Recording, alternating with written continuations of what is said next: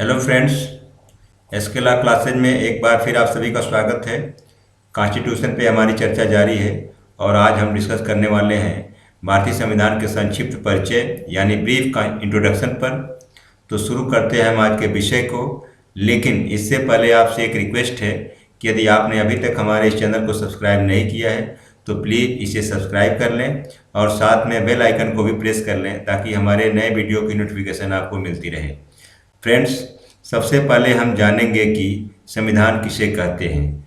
तो देखिए, हमारा ये आज का टॉपिक है। देखिए, मैं ये बताना चाहता हूँ कि संविधान जो है दो शब्द कौन कौन से, अर्थात सम और विधान। ये देखिए, संविधान जो है इन्हीं दोनों शब्द अर्थात सम और विधान दोनों का एक क्या है, एक समुच्चय है जिससे कोई राज्य या अन्य संगठन शासित होते हैं। संविधान से तात्पर्य एक ऐसे दस्तावेज से है जिसकी एक विशिष्ट विधिक पवित्रता होती है, जो राज्य सरकार के तीनों अंग का मतलब कौन कौन, यानी एग्जीक्यूटिव, लेजिस्लेचर और जुडिशियरी के ढांचे को और इसके प्रमुख कार्यों को निर्दिष्ट करता है। साथ ही इन अंगों के संचालन के लिए मार्गदर्शक सिद्धांतों को बताता है। यह वह विधि है जो किसी राष्ट्र के शासन का आधार है। संविधान हमारे देश की सर्वोच्च विधि है, अर्थात it is the supreme law of India. It is the supreme law of India. सभी प्रचलित कानून को जो है संविधान के अनुरूप होना चाहिए। जितने भी भारत में जो है प्रचलित कानून है उनको अनिवार्य रूप से संविधान की भावना के अनुरूप ही होना चाहिए। यदि कोई भी कानून संविधान के अनुरूप न होकर उसका उल्लंघन करता है तो वह अनकॉन्स्टिट्यूशनल घोषित कर दिया जाता है। संविधान शब्द का प्रयोग जनरली किसी राज्य के शासन प्रबंध संबंधी सभी नियमों के लिए होता है। स्वतंत्रता प्राप्ति के पश्चात जो हमारे सामने सबसे जो महत्वपूर्ण काम था वह था कि एक ऐसे संविधान की रचना करना जिसके माध्यम से हम उन उद्देश्यों को प्राप्त कर सके जिसके लिए हमने आज़ादी की लड़ाई लड़ी थी। हालांकि यह एक बड़ा दुष्कर कार्य था, बहुत कठिन कार्य था और हमारे सामने अनेक चुनौतियां थी। और इसके लिए जो है सबसे पहले जो संविधान सभा के लिए इलेक्शन हुए, भारतीय संविधान सभा के लिए जो जुलाई 1946 में चुनाव हुए थे। संविधान सभा की पहली बैठक 9 दिसंबर 1946 को हुई थी। संविधान सभा की पहली बैठक 9 दिसंबर 1946 को हुई थी और इसके तत्काल बाद देश जो है दो भागों में अर्थात भारत और पाकिस्तान जो है बट गया था, देश बट गया था। संविधान सभा भी दो हिस्सों में बट गई थी, अर्थात भारत की संविधान सभा और पाकिस्तान की संविधान सभा। भारतीय संविधान लिखने वाली सभा में 299 सदस्य थे, जिसके अध्यक्ष डॉक्टर राजेंद्र प्रसाद थे। हालांकि संविधान पर हस्ताक्षर करने वालों के सदस्यों की संख्या 284 थी। देखिए, हमने यहाँ लिख दिया है कि ये 299 मेंबर थे जो संविधान लिखने वाले थे, लेकिन जब कॉन्स्टिट्यूशन बन के तैयार हो गया तो उस पर साइन करने वाले सदस्यों की संख्या 284 थी। ठीक है। संविधान सभा ने कुल मिलाकर 2 वर्ष 11 माह 18 दिन के कठिन परिश्रम के बाद 2 वर्ष, देखिए हमने लिख भी दिया यहाँ, 2 वर्ष 11 माह 18 दिन के कठिन परिश्रम के बाद जो है 26 नवंबर 1949 तक जो है संविधान निर्माण का कार्य समाप्त किया। देखिए, ये है 26 नवंबर 1949 तक जो है संविधान निर्माण के कार्य को पूरा कर लिया गया और इसके कुछ प्रोविजन तो उसी दिन यानी 26 नवंबर 1949 को ही लागू हो गए।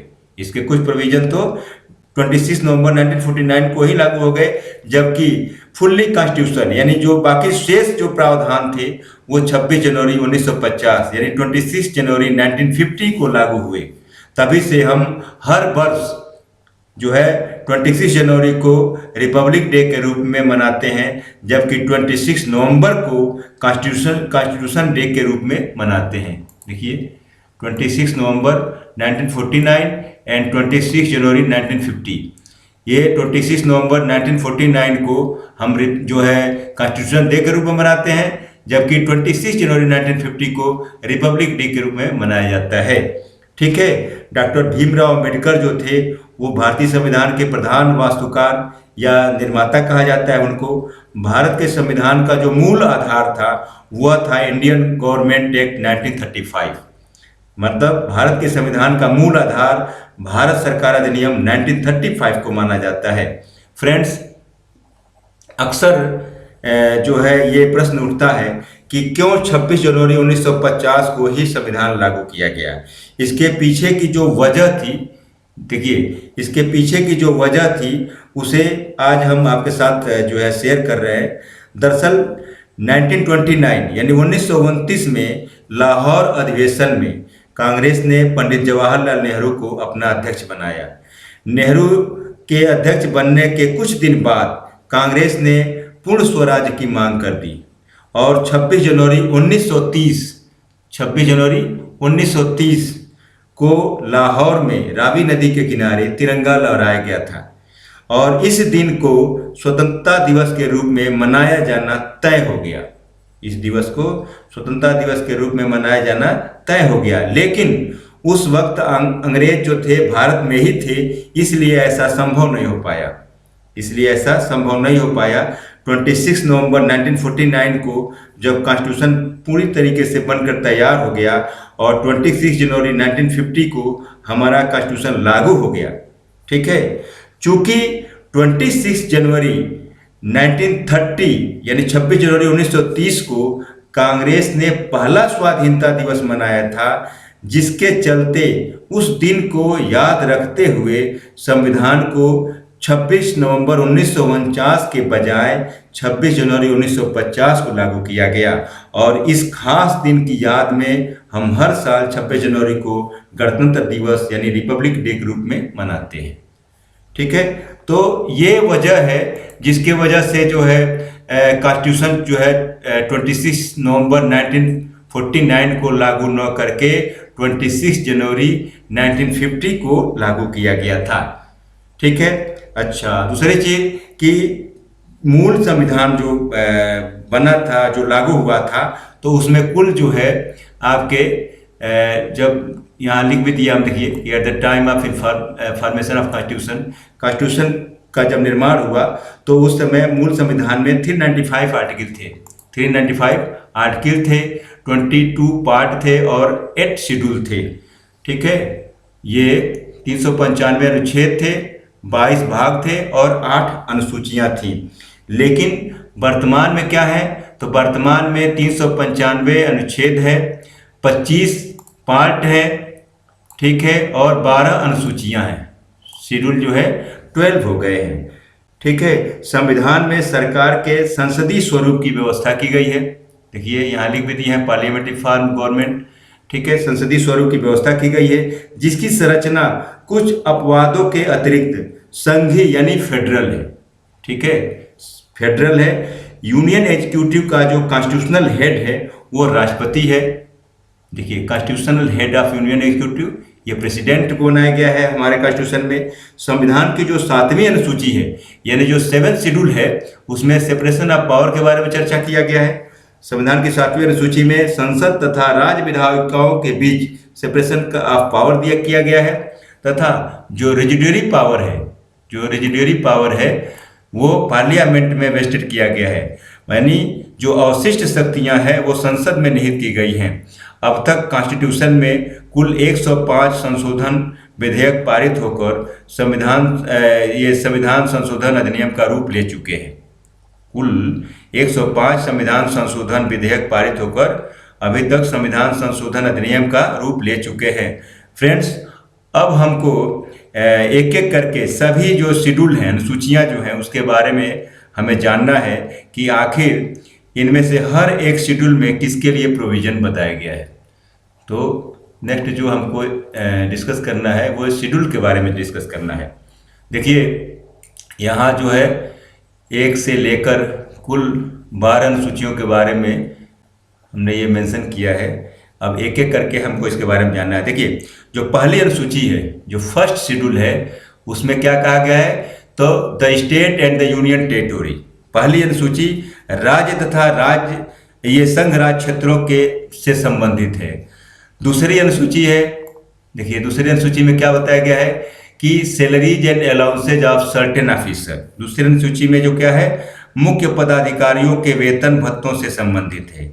जैसे कौन कौन से ऑफिसर, तो जैसे प्रेसिडेंट हैं, गवर्नर हैं, जो है आपके क्या कहते हैं, लोकसभा के स्पीकर हैं, राज्यसभा के सभापति हैं, ये इस तरह के जितने भी ऑफिसर हैं उन सारे लोगों के सैलरी और अलाउंस के बारे में बताया गया है। साथ ही साथ जो जजेज होते हैं सुप्रीम कोर्ट के, उनके बारे में, उनके लिए भी सैलरी के बारे में इसमें व्यवस्था किया गया है। तीसरी जो अनुसूची है, जो थर्ड शेड्यूल है, उसमें क्या बताया गया है, तो फॉर्म्स ऑफ ओथ और अफर्मेशन, यानी जो ये शपथ के बारे में बताया गया, शपथ के प्रारूप क्या होंगे उनके बारे में। यानी जो क्या कहते हैं, लेजिस्लेचर के मेंबर हैं, जो व्यवस्थापिका के सदस्य हैं, वो उनके और जो और भी जो लोग हैं, ऑफिसर हैं, उनके शपथ के क्या प्रारूप होगा, इसके बारे में जो प्रोविजन है वो तीसरी अनुसूची में बताया गया है। फोर्थ शेड्यूल जो है, फोर्थ शेड्यूल में देखिए, allocation of seats in the council of states. चौथी जो अनुसूची है वो राज्यसभा में सीटों के आवंटन को लेकर है। पांचवी अनुसूची की बात करते हैं। पांचवी अनुसूची यानी फिफ्थ जो शेड्यूल है, उसमें क्या बताया गया है, तो इसमें है provision add to the administration and control of scheduled areas and scheduled tribe.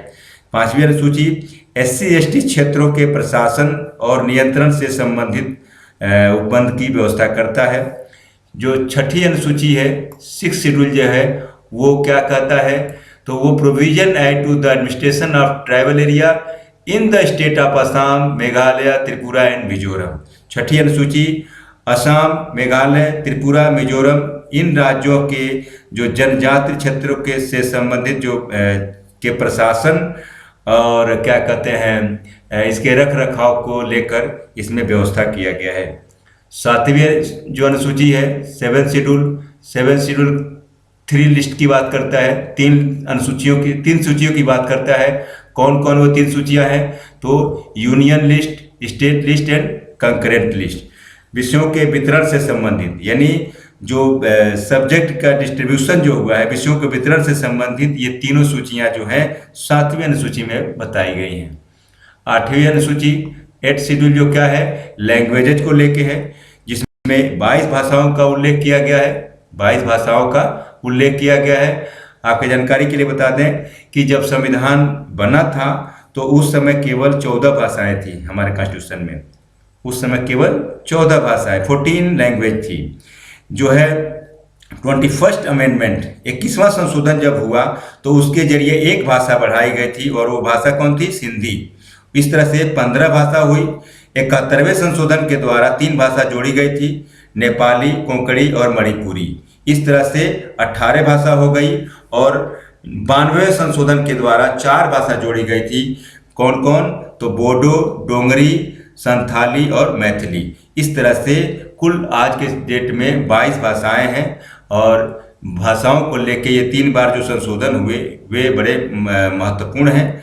21वें संशोधन के जरिए एक भाषा सिंधी, 71वें के जरिए 3 भाषा नेपाली, कोंकणी और मणिपुरी, और 92वें संशोधन के द्वारा 4 भाषा बोडो, डोंगरी, संथाली और मैथिली। मित्रों, ये 8 अनुसूचियां वो अनुसूचियां थी जो शुरू से हमारे कॉन्स्टिट्यूशन में है। यहाँ तक जो कहानी थी वो क्या है, वे शुरू से हमारे कॉन्स्टिट्यूशन में है। अब ये 9th, 10th, 11 और 12th, ये 4 जो अनुसूचियां हैं ये बाद में बढ़ाई गई हैं। ये जो है शुरू से हमारे कॉन्स्टिट्यूशन में नहीं है। ठीक है। 9वीं अनुसूची, ये 9th जो शेड्यूल है, ये कॉन्स्टिट्यूशन में फर्स्ट अमेंडमेंट 1951 के जरिए जोड़ा गया है। 9वीं अनुसूची जो है प्रथम संविधान संशोधन 1951 के द्वारा जोड़ी गई, और इसमें प्रोविजन क्या किया गया, तो इसमें प्रोविजन है कि validation of certain act and regulation, कि कुछ अधिनियमों और विनियमों के विधिमानीकरण से संबंधित प्रोविजन जो है इसमें डाले गए। ठीक है। खास करके एक जो है लैंड रिफॉर्म से संबंधित जो कानून थे, भूमि सुधार से संबंधित जो कानून थे, वो इसके तहत लाए गए थे। ठीक है। 10वीं अनुसूची की बात करते हैं, जो 10th शेड्यूल है, जो वो 52nd अमेंडमेंट 1985 के जरिए जोड़ा गया। 10वीं अनुसूची 92वें संशोधन अधिनियम 1985 के द्वारा जोड़ी गई और इसमें दल बदल के आधार पर जो है डिस्क्वालिफिकेशन को लेके प्रोविजन बनाया गया। Provision as to disqualification on ground of defection, जो दल बदल को के आधार पे जो है क्या कहते हैं डिस्क्वालिफिकेशन के बारे में प्रोविजन बनाया गया। ठीक है, बात करते हैं 11वीं अनुसूची की। 11वीं अनुसूची और 12वीं अनुसूची दोनों ही जो है 1992 में जोड़ी गई। 11वीं अनुसूची जो जोड़ी गई वो 73वें संशोधन अधिनियम के द्वारा जोड़ी गई, जबकि 12वीं अनुसूची जो जोड़ी गई वो 74वें संशोधन के द्वारा जोड़ी गई। जो 11वीं अनुसूची जोड़ी गई है तो इसमें पंचायतों के शक्तियों, प्राधिकार व उत्तरदायित्व से संबंधित प्रोविजन बताए गए हैं। यहाँ लिखे भी हम देखिए कि power, authority and responsibility of panchayat, कि पंचायतों के शक्तियों के बारे में, उनके प्राधिकार के बारे में और उनके उत्तरदायित्व के बारे में जो प्रोविजन बनाया गया है वो 11वीं सूची में बनाया गया है। और ये प्रोविजन किसके जरिए जोड़ा गया? 73वें संशोधन के द्वारा। उसी तरह से 12वीं अनुसूची जो है ये 74वें अमेंडमेंट के जरिए जोड़ा गया 1992 में ही। और इसमें क्या व्यवस्था किया गया है? तो power, authority and responsibility of municipality, जिस तरह से पंचायतों के पावर, प्राधिकार और ये उत्तरदायित्व की बात की गई है 11वीं सूची में, सेम वही चीज है हमारे 12वीं सूची में। लेकिन ये किसके लिए है? ये नगर पालिकाओं के लिए है। ये नगर पालिकाओं के लिए किया है। तो फ्रेंड्स, आज हम लोगों ने इंडियन कॉन्स्टिट्यूशन के जो ब्रीफ इंट्रोडक्शन पे डिस्कशन किए और अपने अगले वीडियो में हम जो कैरेक्टरिस्टिक्स ऑफ इंडियन कॉन्स्टिट्यूशन पे डिस्कस करेंगे। आपको हमारा ये वीडियो कैसा लगा कमेंट करके जरूर बताइएगा, और अगर पसंद आया हो तो लाइक, सब्सक्राइब और शेयर जरूर कीजिएगा। So thank you friends for watching my video. Thank you.